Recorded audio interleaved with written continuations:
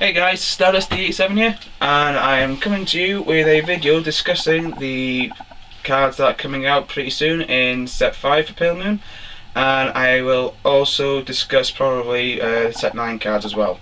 I thought I would just put this out there just to see if anybody agrees or disagrees with basically what I'm going to say. So yeah, I'll get straight to it. Just going to get the cards up. First card that I'll discuss is the new stand trigger coming out, Sky High Walker. Basically, it's a card that I'm personally looking forward to, as it is a stand trigger, which is pretty nice in the swap version of the deck. But also, it can unflip one counterblast. I do like doing this. It's the same with the crit trigger, the Poison Juggler, with the 3k boost. If you wonder why I do it, it's pretty simple. You can put them to the soul, you can bring them back out and use them again. Due to cards like Purple Tapizes, for instance. And it gives you the option of having that sort of thing. It also, if you were to use Luquia's Limit Break, it's a 3 counter blast. However, if you bring that out as your grade 0, ends up probably being a 2 counter blast because you can send it back to the soul to gain the counter blast back, which is quite nice. There are quite a bit of combinations to do with the deck at the moment, and the stand trigger is just going to make it even more fun. Also, it does mean that I may be going towards stands more than crits. I'm not as sure yet, but I may do, due to the fact that I do fancy playing the soul swap deck a little bit. However, I will still use Luquia as my main vanguard, but I will probably replace at least 2 Midnight Invaders with Alice's and go from there basically, and just try and use what I can to do with a bit more souls. But I may even change the 5 base carry and 1 Dancing Princesses with 2 Mirror Demons, just so I've got the extra swap potential there as well.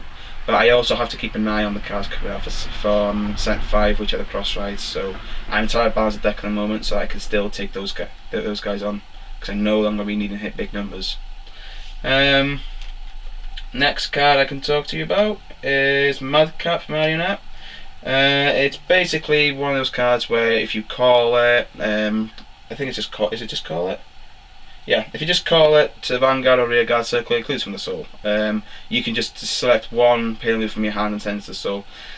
It's okay, I guess. I wouldn't run it personally.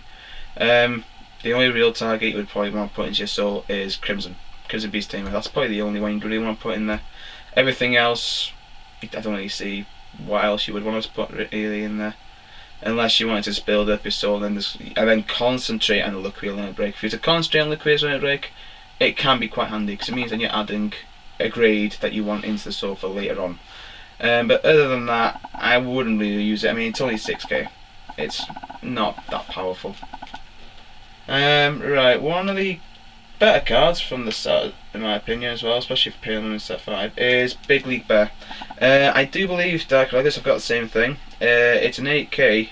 Now, Pale Moon and Dark Legacy don't have the Game 5k when they intercept units for grade 2. However, they do have these guys, which is basically when you gather them and they're put into the Guardian Circle, you can soul charge 2. That's okay if you don't hit trigger, of course. But I wouldn't personally use it in the beatdown version of Pale Moon. However, if you're going for building the soul and doing the soul swap, I would recommend it quite a lot. Yes, it's only 8k, but you don't want to call it out as much, because if you leave it out there, your opponent is going to swing at it and you won't be able to really guard it, because they're probably going to attack for 18+, so you won't get the effect. The best thing to do with it is probably just to guard it from your hand and then just use it for soul charge.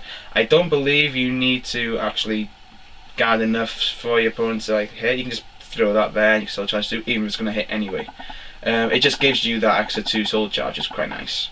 Yeah, I would use that to be honest in a deck that does involve getting the soul built up quite big. And the deck I believe would be the next card I'm just going to discuss, which is Mistress Hurricane. Mistress Hurricane is pretty good if you've got 8 or more in your soul of Pale Moon, I believe it is. Yeah, 8 or more Pale Moon in your soul. Basically she gains 1k permanently. It's not just during your turn, like for instance the Crimson and Turquoises. She is an 11k permanent Vanguard then, which is nice. She's technically the first one to be 11k, which is a bit unfortunate, but what can you do? Pale Moon don't get a lot of good grade, like 11k grade 3s, unfortunately, but she's pretty cool. I mean, when she's called as well to the Vanguard, you can Catalyst 2 to call anything out from the soul. It's not bad. I mean, if you want to just concentrate on beatdown, she's pretty cool. If you just want to beat down and build a big soul, go for it. She's pretty cool. You could probably early game just build up your soul quite large, if you build your deck right, to be honest. You got cards like Skull Juggler, Elephant Juggler. You've got, who else? You got Skull, Elephant Juggler. You've got Dancing Princess as well, who can really fill your soul. Pillar to Pieces then afterwards could just be nice and fun, especially if you've got one in your soul and you bring out Mrs. Hurricane, you just swap things around. But yeah, set 5 overall.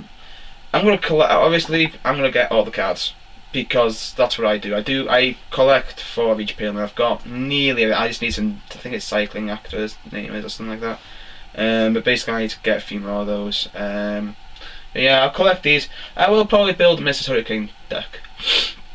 I've never been a huge fan of soul swapping as much, but I'm going to try Laquia with soul swapping. But when it comes to soul building and then beatdown, I think Mrs. Hurricane takes it for me at the moment. So I will probably give her a go, see how she is. If she's not too great, then I'm probably going to carry on with her. But if she's decent, then I don't see why not. Right, I will leave that there, and I will make another video in a minute of the set 9 stuff. So if you just stay tuned, I will add in another video of set 9. Anyway, thanks for looking, and I'll catch you guys later.